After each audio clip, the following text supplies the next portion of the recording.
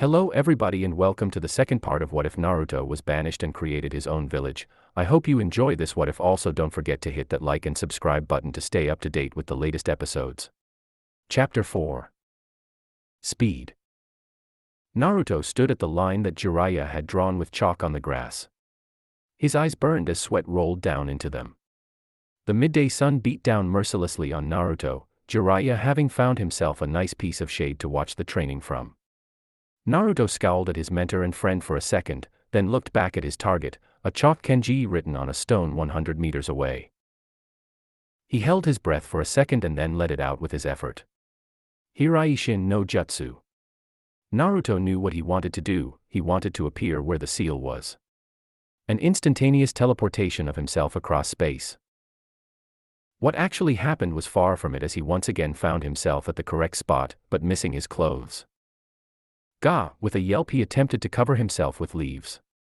Jiraiya grinned. He's getting the hang of it. At least he's not leaving behind his hair or limbs. Come on, boy. Can't you do better than that? Jiraiya called out. His joy at having been reunited with Naruto a while ago still flowing through him. He had found him healthy, and working hard to fulfill a new dream. Of course, Jiraiya could see the sadness in him, but hoped that that would ease over time. Naruto let out a few choice curses he had picked up, and ran back to where his clothes had fallen, back at the starting line. As he pushed the white pants on, then the white t-shirt, he looked forlornly at them. Sensei, really no sign of any orange jackets or pants anywhere. Jiraiya chuckled, not yet, Naruto. I ordered some new clothes for you, but it will take another week to be ready. Plus we have something to discuss that might affect your choice of clothing. Naruto finished putting his boots back on, then stood up. What's that, pervy senin? Jiraiya grinned. Nothing would spoil his mood.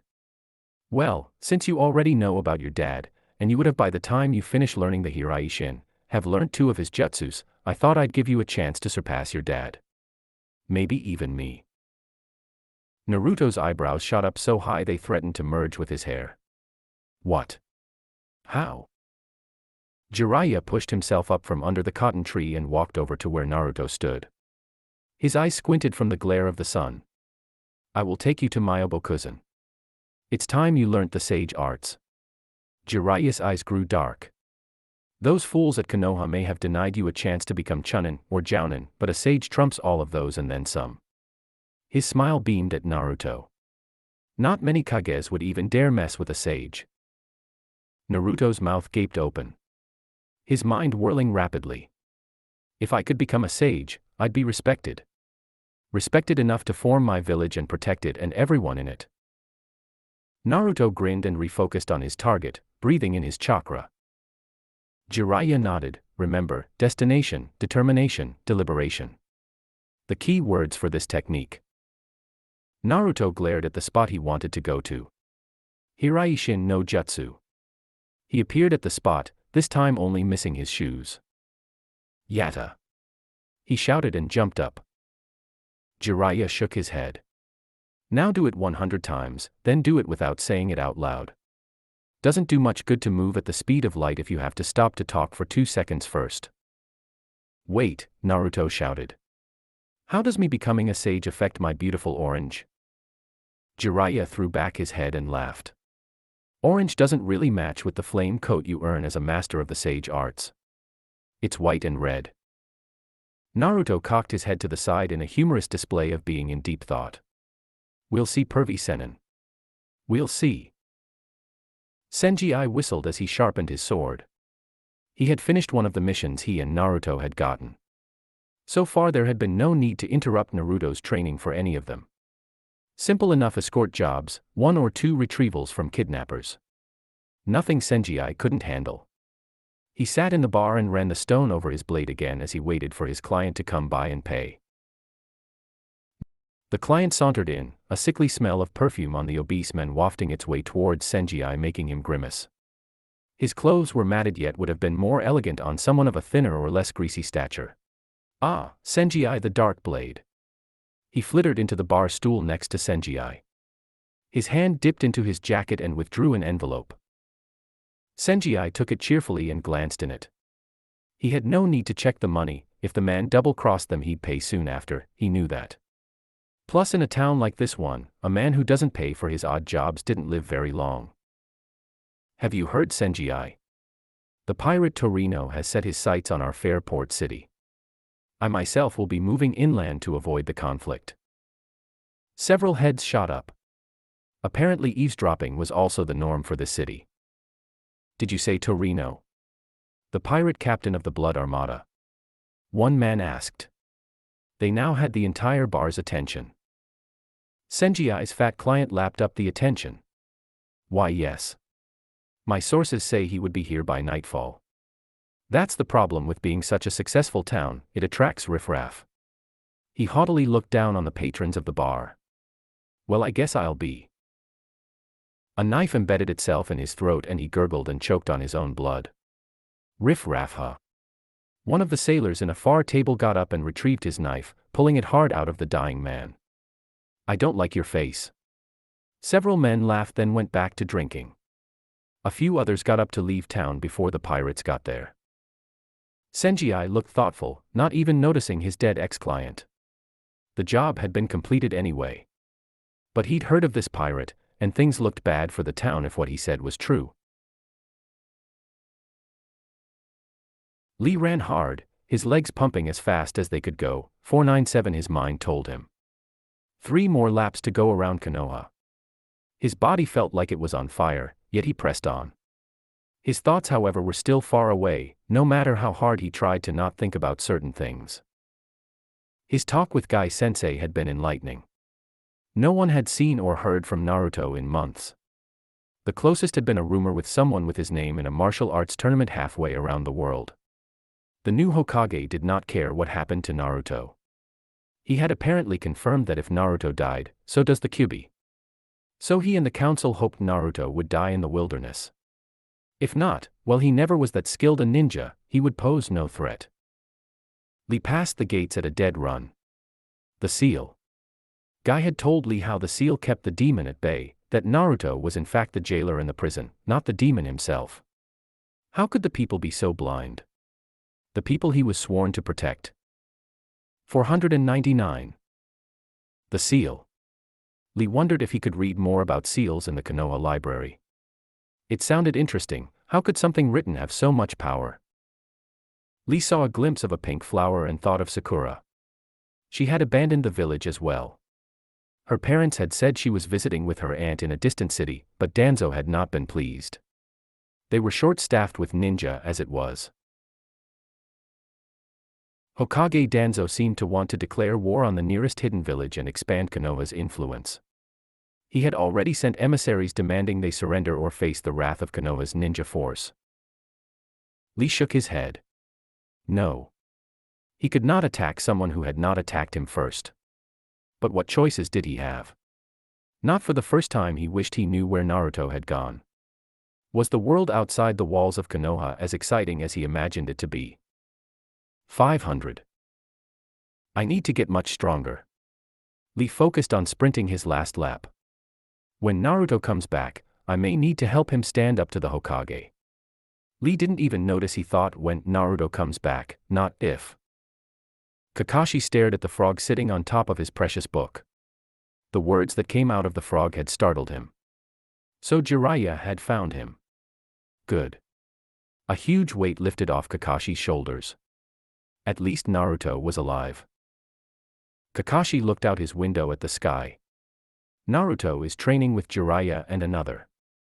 Sakura had gone training as well. A slug had told Kakashi the day before where she had gone off to.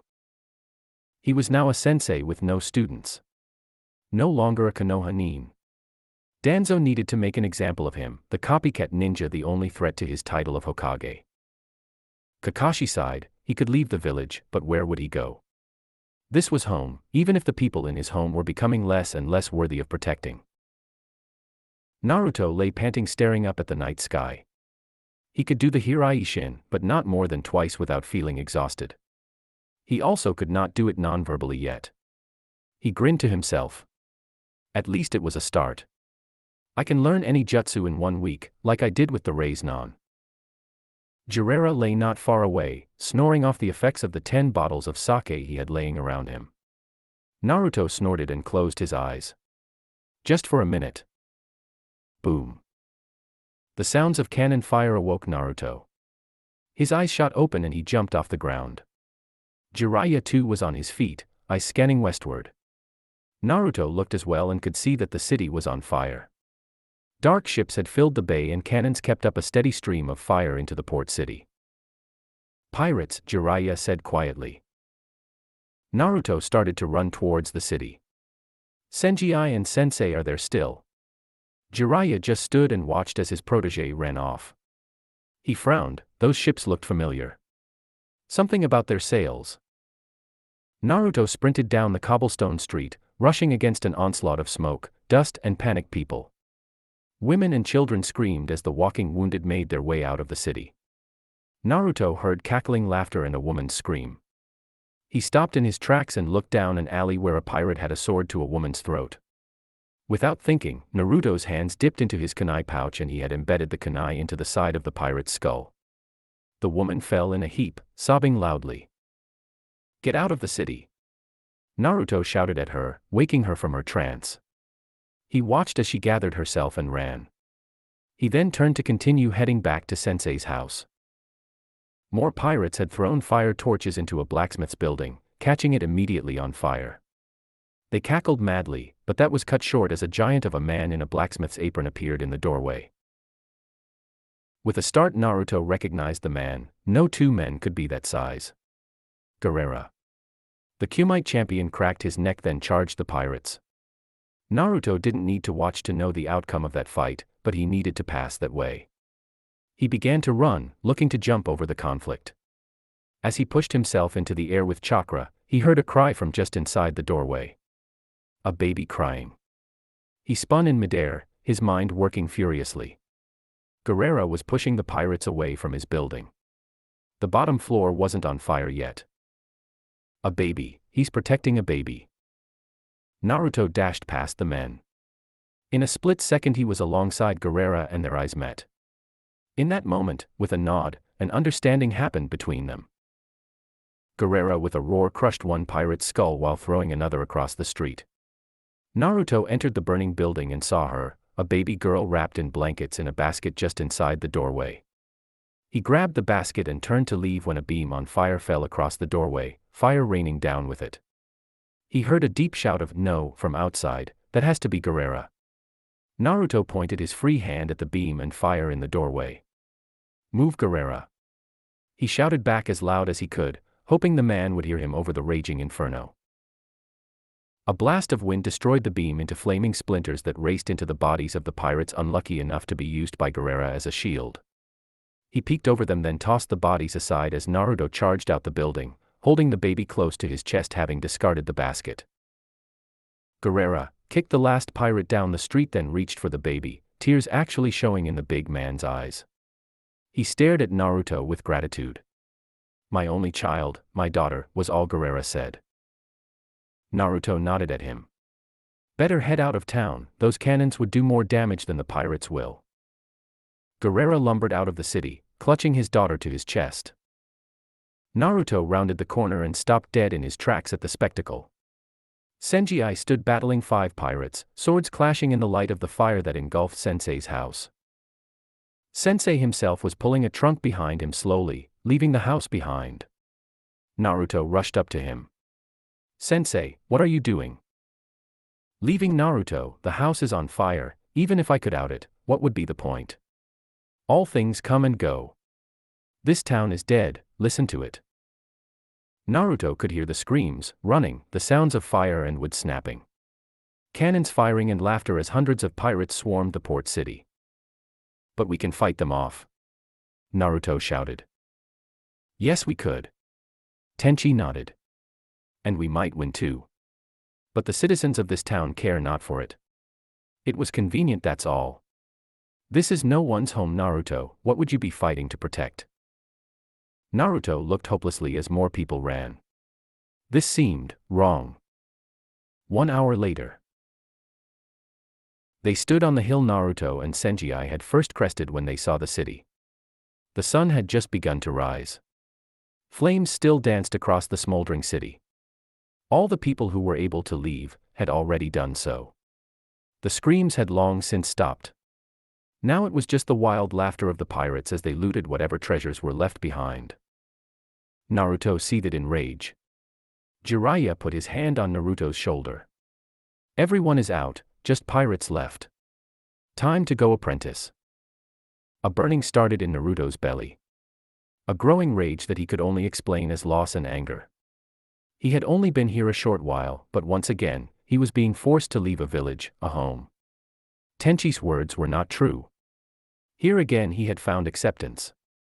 Here again, he, Naruto, had found a home. The fire in him bubbled and boiled. Jiraiya, who had begun to walk away, stopped in mid-track and looked back in fear. This chakra, no.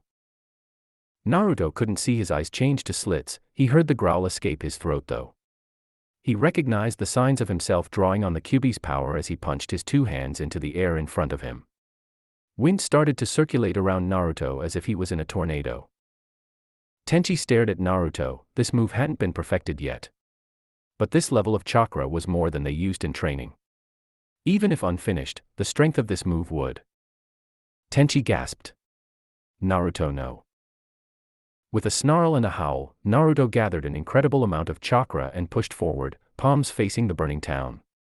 A sudden burst of wind raged and raced towards it, a huge arc that expanded rapidly as it approached. Trees were destroyed in its path, rocks hurled and shattered. The first buildings it came into contact with crumbled without resistance. The shockwave just blasted its way through the town. The screams returned, but this time those of dying or about to die pirates. The wave continued quickly through the entire port city, decimating it. It reached the bay and kept going, splintering ships that were docked. The jutsu faded quickly though over the water, dying before it hit the big ship, the main one. Naruto fell to his knees panting, trying to regain control of himself. Senji whistled. That was the move he had first tried back in the Kyuumight. If that had worked then, the audience, the town, hell maybe even he, would have died. The few citizens that had stayed to witness the onslaught ran far away from Naruto, leaving a very select few in the clearing. Jiraiya said nothing, but realized that sage training would have to wait. Naruto had a temper problem, and its name was Kyuubi. He needed to get that under control first. Tenchi looked down sadly at his apprentice. This was such a huge burden for a child to bear. Naruto struggled to his feet, wiping tears from his eyes. Jiraiya rested his hand on Naruto's shoulder. Let's go. Senji asked. Well, where are we going? Naruto looked around the clearing. Aside from his new extended family, Gaara had come over with his daughter still in his hands. I owe you, young one. His deep bass voice echoed. Thank you for saving my daughter. Where will you go? Naruto asked, looking up at the big man. Gaara shrugged. Many towns need blacksmith. We'll start over somewhere else. Something clicked in Naruto's head then. A blacksmith. Maybe it was time to start. Everyone. Naruto cleared his throat, his eyes clearly including Gaara. Would you please help me start my village? Would you come with me to Tengaku? 2 weeks later. As they walked in the shadow of the pathways of heaven and hell, Jiraiya was once again lost in thought. Naruto's plan made a remarkable amount of sense. They had nowhere to really go, he did need somewhere to train, and there were good people out there who needed protection as well as a safe place to raise a family. The world was not always a safe place, and a hidden ninja village was actually safer than most. Gaara had come along quietly, not saying much to anyone. He took care of his daughter like a gentle giant. From what Jiraiya understood, the fighter's wife had died in childbirth. The baby, Gabriella, didn't cry much, having her father's quiet attitude and strength. He had nowhere to go, so starting over in a new village was the same as anywhere else, plus he owed Naruto for saving his daughter's life. Jiraiya smiled. Naruto had a way of pulling in people around him. Just what the leader of a new village needed. We're here. Naruto said out loud, excitement in his voice. He pointed to a deep gully in the Rocky Mountain. With a huge grin on that prankster face, he jumped in. A gust of wind picked him up and shot him up to the sky. With a laugh, Senji was the next to follow, then Tenchi, Guerrera and Gabriella, then reluctantly Jiraiya. He thought angrily, there's a reason I use toads and not birds. I hate flying. Previous. Next. Post-review, beginnings. Jiraiya landed on his ass, face aghast at the ride he had just taken. To his left he spied Guerrera and his daughter, their faces in awe of their surroundings. Jiraiya himself was taken aback by what he saw. They were literally perched atop a huge, solid cloud. Ahead of them lay an island with trees swaying in the wind. A few birds flew past them. Jiraiya never would call himself an expert on animal life, but he was fairly sure that he had never seen birds that color before. Naruto bounded over full of energy. Come on, let me show you guys my island. Jiraiya smiled, his mind racing. This place was impossible to find, extremely easy to defend. It's the perfect location for a hidden village. His apprentice was indeed the #1 most unpredictable ninja indeed. He followed Naruto and laughed. Those fools in Konoha don't know what they've lost in the young ninja. Senji sat legs folded on the white beach of heaven, as Naruto called this place. A cooling breeze brushed his hair away from his face. A small contented smile was all that gave away his thoughts. His trust in Naruto was well founded. At first he did not believe in this place, but to actually sit here, on a cloud in the sky, Senji began to believe that anything was possible in this world. He frowned slightly. His leader and friend Naruto was training to become stronger. Surely he too needed to work harder in order to be worthy to be Naruto's protector, his shield. His eyes closed as he gave serious thought on how he could improve his swordsmanship. That night they sat in the initial camp Naruto had built months ago. A wild boar Guerrera had caught roasting over an open fire. Jiraiya and Tenchi looked at their apprentice.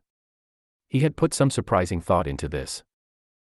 I've been thinking about it since I left here. We need a supply of water and electricity. This place is made from wind and there will never be a lack of it. Couldn't we use those windmill things to make electricity? And there is a lake not far from here with rainwater. It's fairly large. I don't know much about it, but I think it could last us. Tenchi nodded. Yes, Naruto, some wind turbines would certainly be a very smart way to generate the power we would need. I know a city where I can order those. Naruto grinned at that. The first person to say anything he suggested was smart. Truth is, he had indeed been thinking about this a lot. Jiraiya rubbed his chin. The water could be a problem. We don't know how often it rains up here. We're not so high that other clouds can't fly over us, but at the same time, we don't know how often it happens. I'll do some monitoring. We could probably work something else out. I saw the ocean far below us on the far side of the island. Perhaps a displacement seal to transfer some water to our lake. I'll work on that. Guerrera watched his baby girl sleep in the little cot that Jiraiya had fashioned for him out of branches and leaves. He cleared his throat. You have taken me and my daughter in with you, accepted us without questions of the past. This I appreciate. I will start over here with you, help build the village you dream of. There are many rocks I can mold to useful size. I would stay here with my daughter and raise her, if you will allow it. Naruto sprang to his feet, of course. Tengaku accepts all who need somewhere to start over. Ninja, warrior, and citizen alike. Everyone gathered around the fire grinned wildly at Naruto's outburst. His energy was contagious. What should we start on tomorrow? Naruto asked, eyes burning with what his old friend Lee would have called the fires of youth. Jiraiya stood up and walked over to Naruto. With a softness that was hardly becoming of a Sannin, he pushed Naruto to the ground. Sit down, Naruto. He laughed. We need to see what funds we have available to start buying the wind turbines, plus a lot of other small things we will need to survive. Tools, storage bins for food. This is not something that can be rushed into without planning. Senji threw a large bag of gold coins to the ground. Here are the earnings from the past month's jobs. It should buy some of the items we need. Naruto frowned slightly, then grinned. He bounded back to his feet and ran into the darkness of the forest, away from the fire and everyone. 5 minutes later he was back clutching a much larger bag of bills and coins. I found this the last time I was here. It came with the wind. Will this be enough to get started too? He asked excitedly. Tenchi opened the bag and briefly glanced at its contents. He smiled at everyone. Looks like we have a village to start building. So when you said we, Naruto grunted as he lifted another rock onto his shoulders, what you really meant was me. The field they had chosen to build the village was close to the entry point, a rainfall lake sat right next to it, and large trees as old as time itself grew throughout. Naruto had thought it was beautiful until Tenchi had informed him he would be leveling the field himself. We need to build your core physical strength and your use of the various jutsu you've learned. Naruto grunted and stared at the end of the field. He had placed a seal marker there. With a grunt he flashed himself to the seal with Hiraishin, boulder cradled on his shoulder. He then walked an extra few feet and lifted the boulder over his head, chakra-infused arms and legs giving him a small boost so that he could heft the big stone. He threw it in the pile that had begun to grow, then jogged back to the starting point for another big rock. Jiraiya and Guerrera stared down at the paper in front of them. They were beginning to map out the shape of the city. The first thing we should look at is layout. A protective wall, of course, but that can come last. A few houses for us to live in. A central building for administration. Guerrera spoke lowly.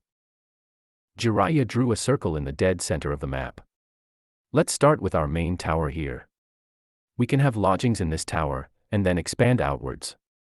I think it best if we focus on building one thing really well first and then expand outwards. Guerrera frowned thoughtfully then nodded. Yes. I agree. Now the wind turbines should run along the northern side of the boundary. That's where the wind is the strongest. We can set up a wind farm there, and build our main electricity building here, drew a box on the map. Jiraiya nodded this time. Agreed. I'd like the water plant to be on the eastern side closest to the lake. From there we can feed in pipes to the central building and anywhere else. Guerrera looked up at Jiraiya. There are a couple things we need to consider. I am a mason and blacksmith. But I know nothing of the electricity grid or water plant. We'd need someone else to build those. All I can build is the shell building, but even that I'd need advice on. Jiraiya sighed. Yes, we need 2 engineers for this. When Tenchi and I go looking for the turbines we will see who we can find. He grinned. But who wouldn't want to work in heaven? Guerrera smiled and laughed loudly. I have an idea for the style of buildings considering the name of this city and its location. Jiraiya smirked. I leave that up to you. Senji fell in behind Naruto, having been drafted to help with the clearing of the large field. He too picked up a large boulder and used his own body flicker technique to teleport himself at high speed to the far end of the field. The sweat rolled down his shirtless back as he puffed hard and turned back to jog and get another one. Hey Naruto, he called out to his friend as they jogged in unison. Why don't you use those clones you made before and let's get this done faster? His sentence finished as they get back in front of Tenchi, who promptly rapped him on his head with a fan. Fool. You would look for a shortcut to hard work. Senji grinned sheepishly and rubbed the back of his head. Naruto has been told no buns hins. This is as much a mental experience as it is a physical endurance one. There will be no shortcuts. Naruto nodded wordlessly. A smile spread on his face. Senji, you afraid you can't keep it up? I bet I can clear this half of the field before you clear that half. A look of shock and then a feral grin split Senji's face. Oh, you're on Naruto. I'll take that bet. Loser cooks for a month. Naruto grinned. Deal. The two of them raced with renewed vigor to grab another boulder. Konoha. Shikamaru fiddled with the piece of straw in his mouth as he looked up at the clouds. Troublesome, he thought. Hey Shika. Chuji hailed him out as he approached. Next to him was Team 10, Niji, Lee and 10-10. Shikamaru looked over at them and waved them over. The hill he was on was perfect for cloud watching. Also perfect for talking with friends inconspicuously and discreetly as anyone who approached could be seen. Hey guys. We're just waiting for the others now. They sat down and within a few minutes, the others showed up. Ino approached bringing with her Hinata, Kiba, and Shino. With a nod they all sat down and looked at the clouds. Shikamaru spoke up. Okay guys, I asked you to come so we could talk about something important. Lee, subdued for once, nodded. Naruto. Shikamaru nodded. Yes, but more than that, the state of Konoha. The new Hokage is a warmonger. He seeks to ignite the flames of war with Suna and IWA. The balls are already in motion on this one. Shikamaru, being the only chunin in the group so far, had access to much more information than the others. Information that disturbed him. What the council did to Naruto was deplorable. He did nothing but fail to bring back that traitor Sasuke. The faces of all gathered clouded over with anger. Who are we fighting to protect? Are we on the side of right and justice anymore? Neji spoke up. It is more complicated than just that. Our clans have thrown their support, for the most part, behind Danzo. We cannot go against the clans. Hinata pressed her fingers together and nodded. Father himself hates Danzo, but believes we must follow his orders if we are to maintain order in Konoha. Hi, Lee stood up and shouted. It is true the older generation does not have the will of fire needed to fix this problem. But our youthful flames burn brightly. Sit down, Lee. Shikamaru scowled. What I'm asking here is, what would you guys be willing to do? How far would we go to protect this our home? I myself thought of leaving, maybe wandering the world, see if I could even maybe meet Naruto again. But this, Konoha, is my home. I cannot leave it just because some fool currently runs it. Kib nodded. This is our lair. My pack will not leave. Shino agreed. Our colonies cannot be raised in any other area without much damage to them.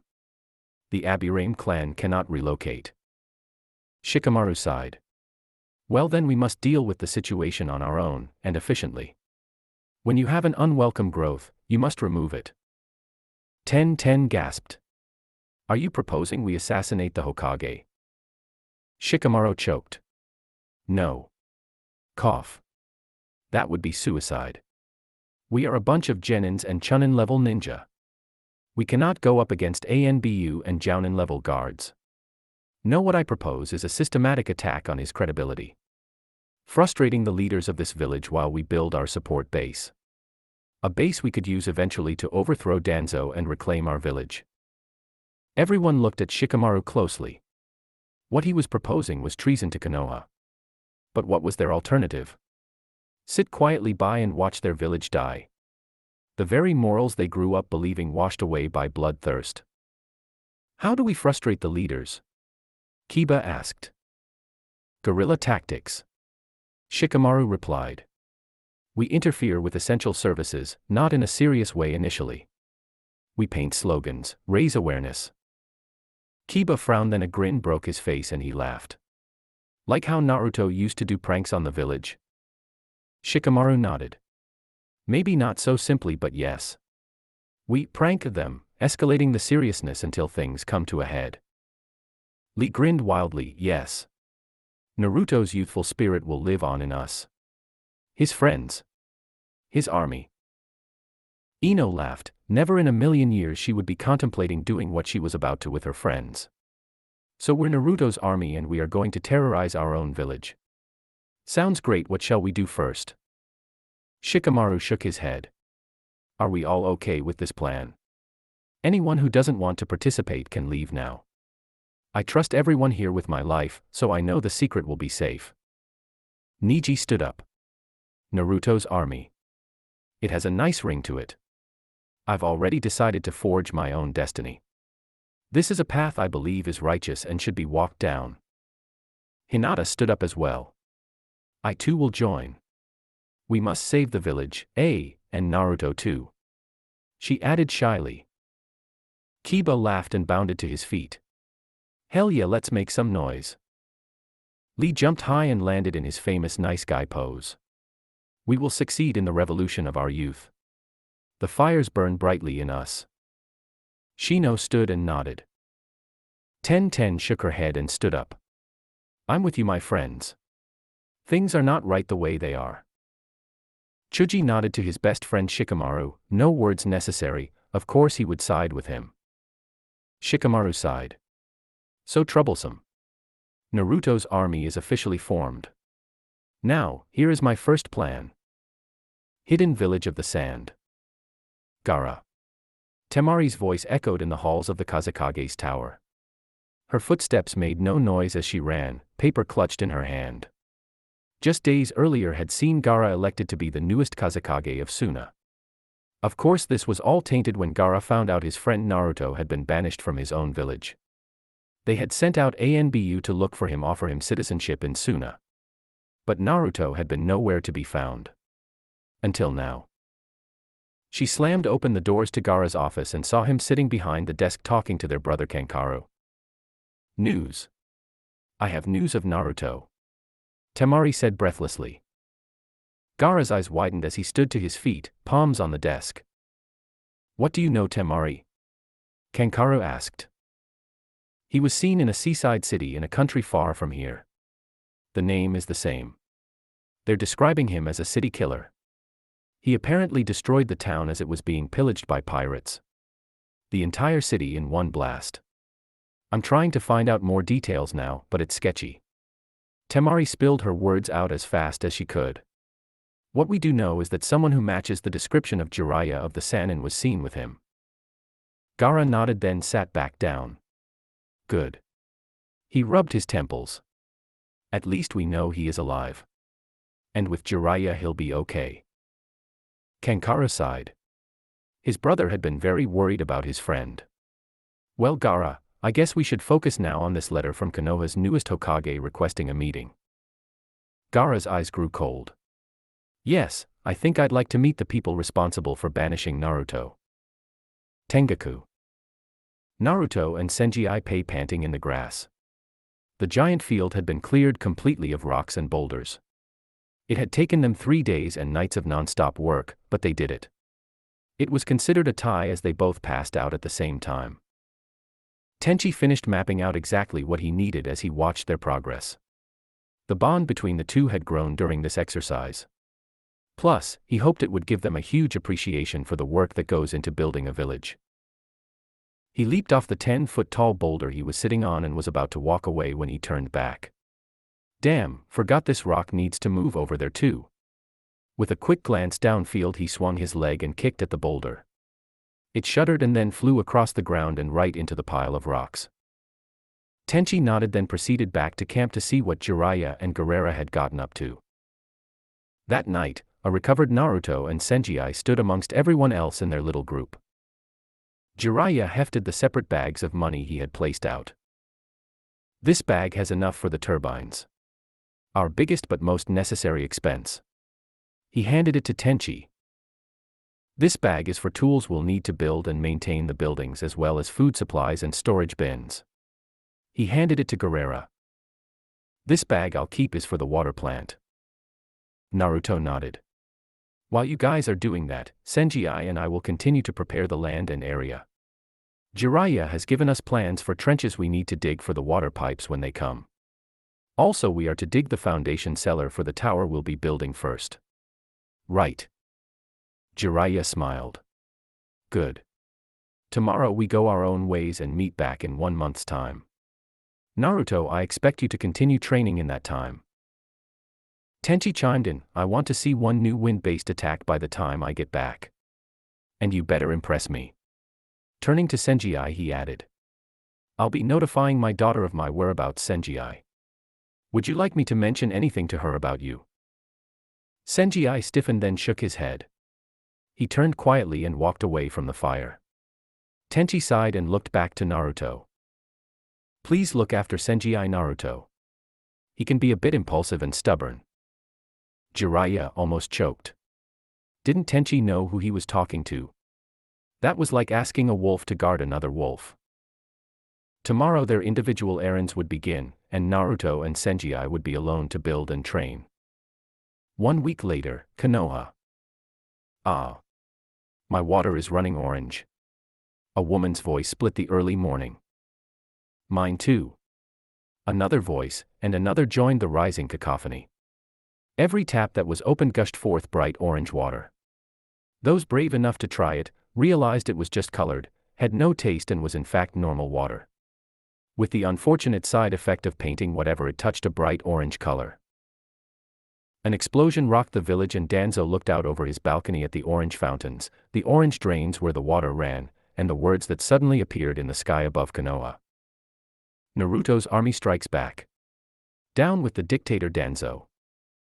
His fists clenched, Danzo bit back a curse as he ordered his ANBU to investigate. Chapter 6. Rage. Naruto's eyes narrowed, his target unaware of his presence. The cool wind swept along his bare back, the sweat rolling down his spine slowly. His fingers clutched the kunai in his hand tighter as he slowly maneuvered himself closer. The target raised his head and looked around suspiciously for a few seconds, before going back to drinking water from the pond. Naruto shifted position slightly, bent back his arm, and threw the kunai dead on target. Senji jumped away at the last second, exclaiming loudly. Unfortunately, he didn't see where he was jumping and ended up landing in the pond. With a splash and lots of spluttering, he emerged and growled at Naruto. What the hell, Naruto? Naruto was on the ground rolling in laughter. Tears streamed down his face as he sought to catch his breath. You should have seen your face. Naruto managed to squeeze out between laughing. Senji walked out of the water, dripping and fuming. He glared at Naruto and drew his sword. Let's see if you still laugh when I shave that head of yours clean of all hair. Senji barked at Naruto and Flash jumped to within feet of Naruto. Naruto yelped and did a Hiraishin to take himself several meters away in white blur. Senji followed quickly with another flash jump and swung his sword at Naruto's head. Naruto managed to dodge it at the last second by flipping into a cartwheel. Mid-spin, he did a Hiraishin again to move further away. This cat and mouse game they had invented a week ago, and they were both getting much better at using their speed maneuvers whilst fighting or dodging. Naruto appeared at the end of the island. From this side could see the ocean. Senji appeared behind him, but too close, and his forward momentum pushed both of them over the edge. Naruto's eyes opened large as he realized what was happening. Frantically he tried to flash jump back to the island, but Senji's arms were caught up in Naruto's and they started to spin as they fell. They screamed for 2 seconds before realizing that a gust of wind picked them up and started pushing them out to sea. Naruto felt the familiar sensation, much like the wind river that brings you to his island. He and Senji held themselves in check as much as they could, as the river of wind turned and twisted.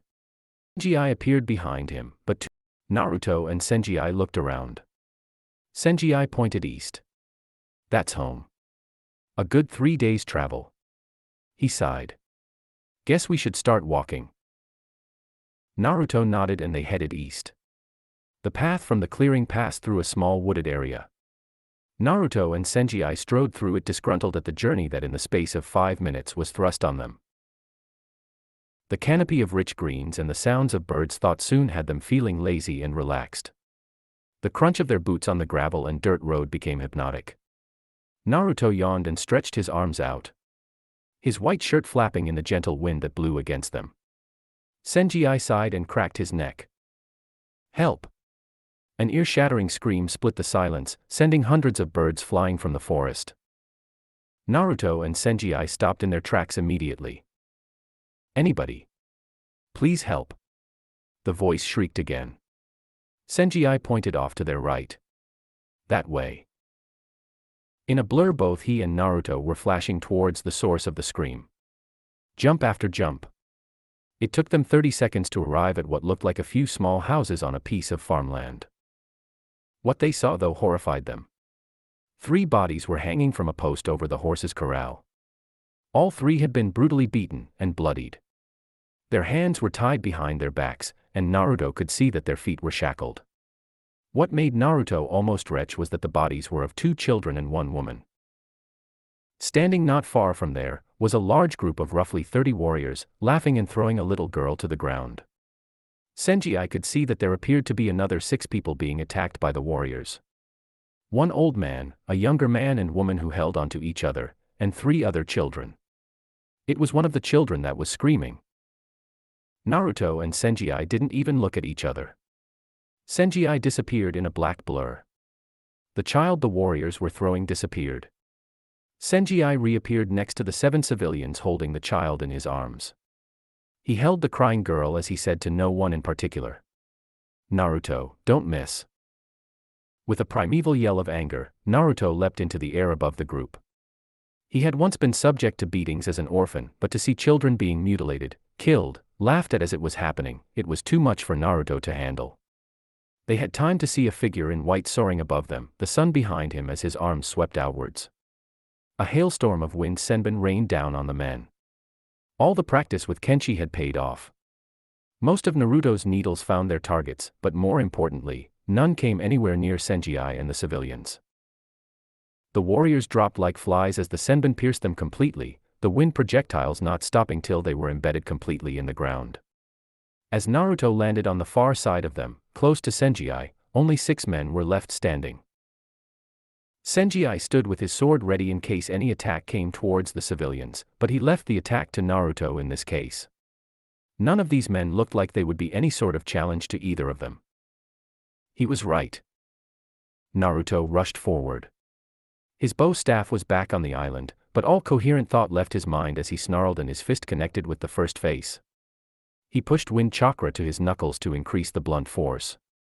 The result was catastrophic. The man's head exploded in a puff of mist and bone fragments. One man rushed at Naruto with a downward swing of a large axe. Naruto sidestepped it and pivoted. His right hand grabbed the axe and wrenched it out of the man's hand as his spin continued. The axe coming back around to remove the man's head. Naruto could feel the chakra in himself boiling. Senji noticed Naruto's eyes becoming slits and his whisker birthmarks getting deeper into his face.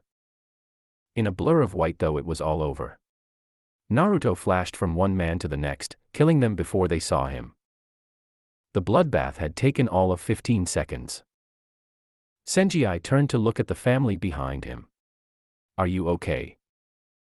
The older man, who had to be at least 75, nodded.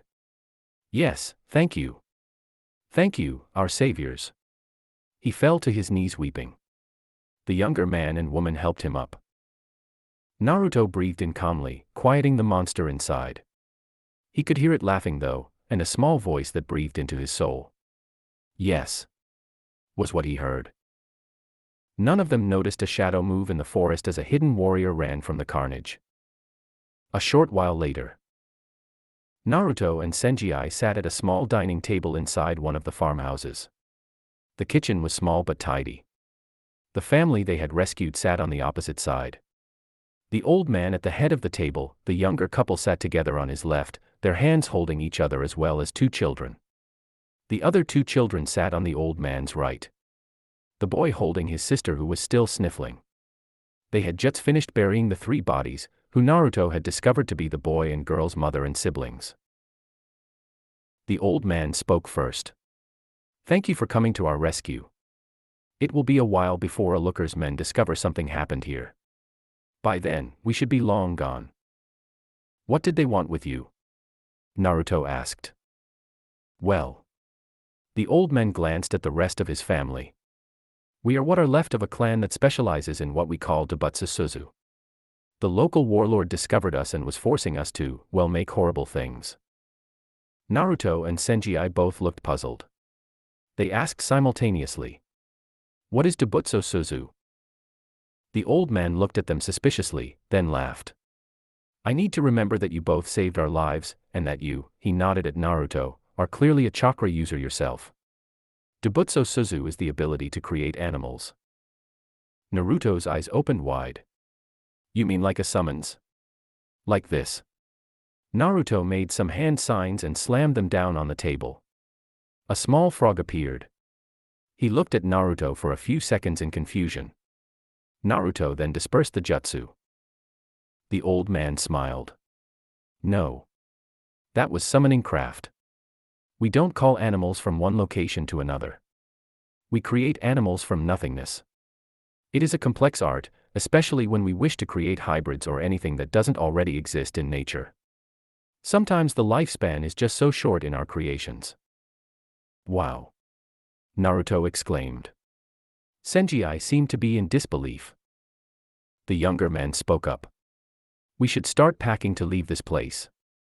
It is not safe. He looked frustrated as he spoke. Senji asked, why should you leave? It's just one warlord, right? The younger man nodded in reply. Naruto smiled. How big an army? 100 men. More. At least 300. The younger woman replied. Senji and Naruto grinned. Great. Practice. No. The younger man shouted. No one else will die because of us. We will leave and we are taking our children with us. We will find somewhere to go where no one can find us. Where we can live in peace. He stood from the table, shrugged off his wife's hand and moved to leave the room. Wait. Naruto said. He looked thoughtful. We are building a village. A village where no one can be hated or used.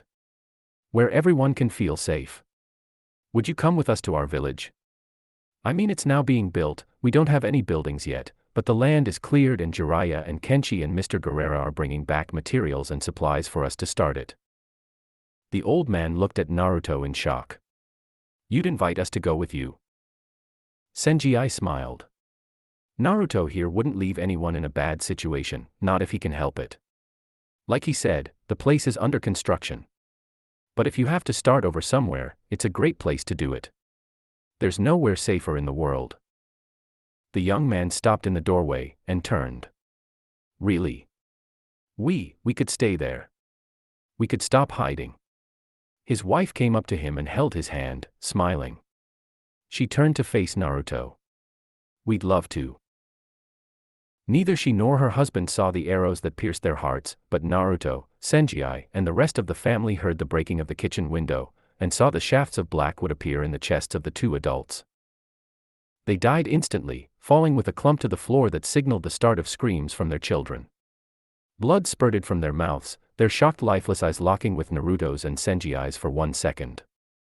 Chairs scraped as Naruto and Senji lunged at the old man and the kids, tackling them to the kitchen floor. A hailstorm of arrows zinged by overhead as the girls screamed and cried. Senji sprang from his prone position and out one of the shattered window. Outside he'd have a better chance to counterattack than inside. He hit the ground in a roll and had time to see a volley of arrows coming at him. He drew his sword and swung it in a wide circle, deflecting the arrows. A quick glance confirmed his suspicion. The warlord had come with what had to be his entire army. He jumped to the left. He knew he could take out a good few of them, but he also knew something they didn't. Naruto was only going to be a few seconds behind him, and Naruto would be mad at the death of those two innocents. Senji thought it best to get out of the line of fire while killing as many as he could. He was right. The wall of the house exploded outwards, sending shards of wood and glass flying like deadly projectiles. The shrapnel shredded the mercenaries nearest to the house. A looker himself sat on a huge horse in the middle of his army of mercenaries, his sallow face and dark beard standing in stark contrast to each other.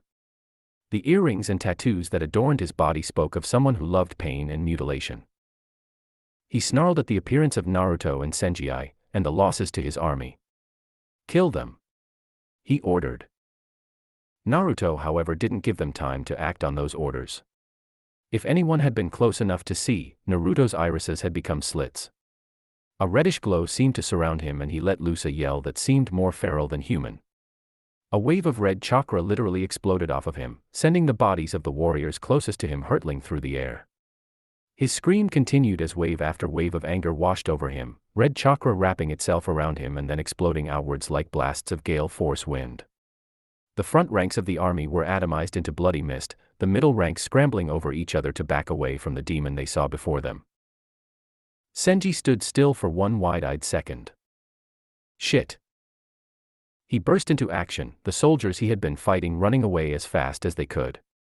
He had never seen Naruto get this way, but he felt sickly at the sight. The chakra hadn't reached him, but he felt foul this close. But he realized Naruto had gone completely berserker and forgotten the house behind him and the children who were still crying and cowering on the floor of the house. Naruto's chakra threatened closer and closer to them.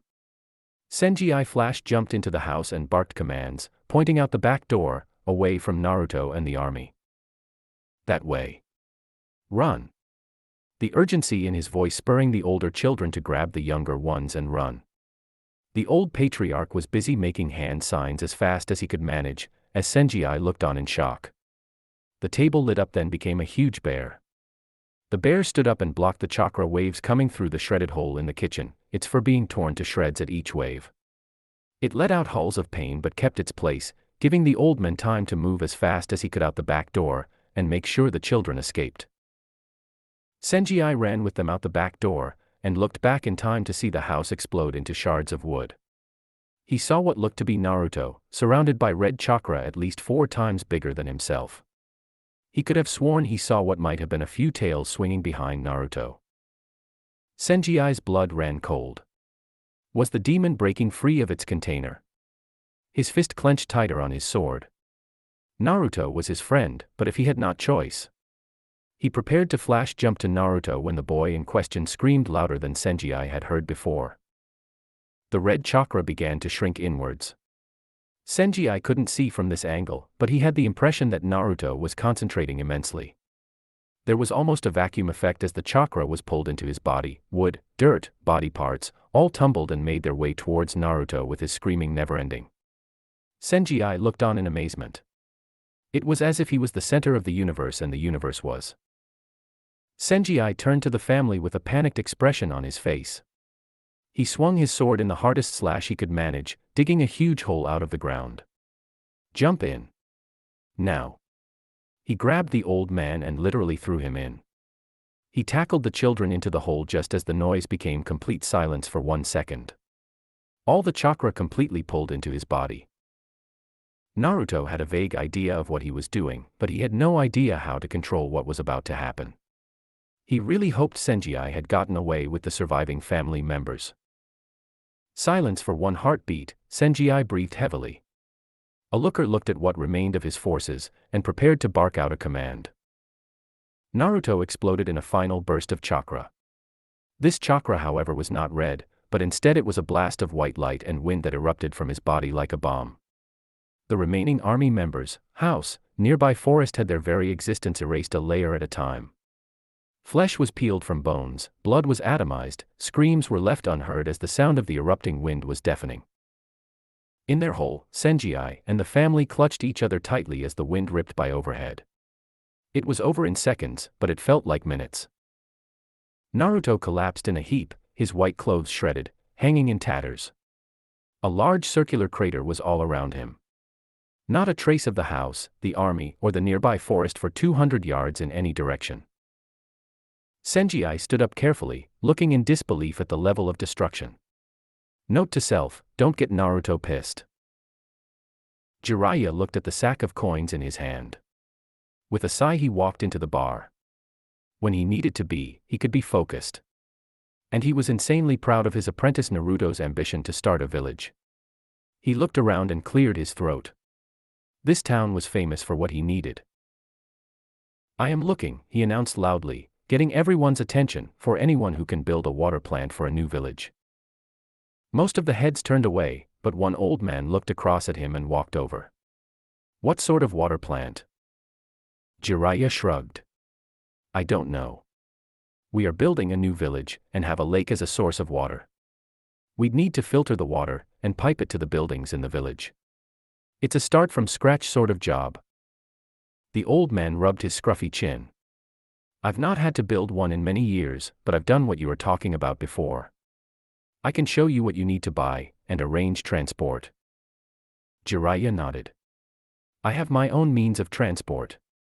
But I would need you to show me the needed items. My name is... The old man brushed his hand and scoffed. I've been around the world enough to know your face. You're Jiraiya of the Sannin. You're trustworthy, so I believe you will pay fairly for this job. The old man walked back over to the table he was sitting at and hefted a bag onto his shoulders. You're lucky I was passing through this town. I don't think you'd find anyone as good as me anywhere close to here. Maybe more to the south. He walked with Jiraiya outside the bar. My grandson Inari should be around here somewhere. We'll be off immediately, I take it.